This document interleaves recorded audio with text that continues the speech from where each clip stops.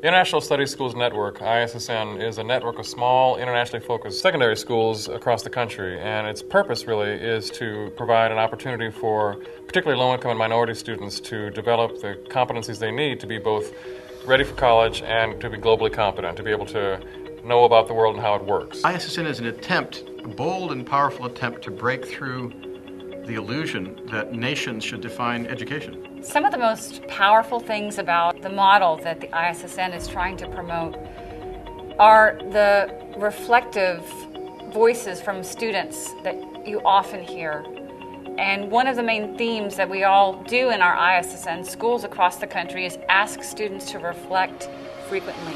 Reflect on what they learned, reflect on their background. They're always reflecting, and I think becoming that self-reflective person is a lifelong skill, but it's also a way of processing the world in smaller chunks so that you don't get so overwhelmed.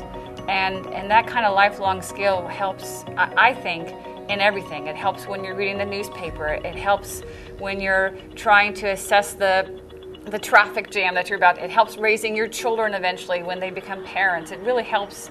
And I think that's one of the most valuable things we can do is to train self-reflective, literate citizens. I think we're so inclined to have kids master a certain body of knowledge that we fail to connect them to the world at large. We fail to give them that sense of purpose.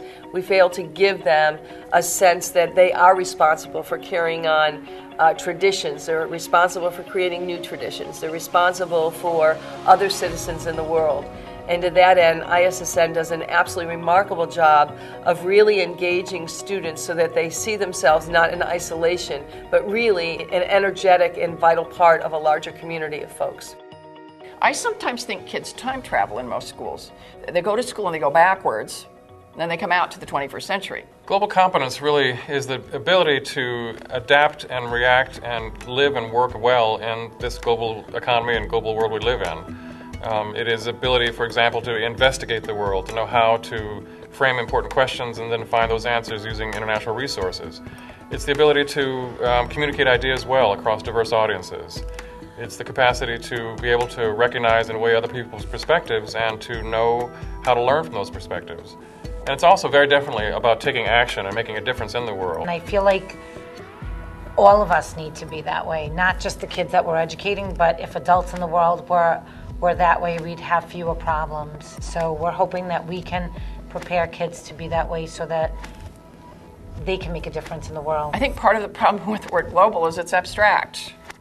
It's abstract for kids. What do you mean global? They just get up in the morning and go to school. What I think happens in your network schools is that the global becomes personalized. The students actually make connections in almost every subject on a fairly regular basis. To me, it's much more real. It's much more authentic. ISSN environments truly embody what it is that our students need to be doing in their future. I believe all kids have the capacity to be global citizens, to have global competence. But I think part of that capacity building is becoming aware that if you're growing up in Morocco, you probably have a Moroccan lens. And if you're growing up in Russia, you probably have a Russian lens. And if you're growing up in the United States of America, you probably have an American lens. And I think becoming aware of that lens is absolutely central to energizing those capacities for global citizenship. Because otherwise you set out saying, oh, I'm going to care about the world, I'm going to serve the world, and you set out. Well, we can look at our history books to see what Americans have done over the last 2 centuries, setting out in the world to serve the world when they're not aware of that American lens that they're going out with. So becoming aware of that lens and realizing that's not reality. That's reality as perceived through a lens.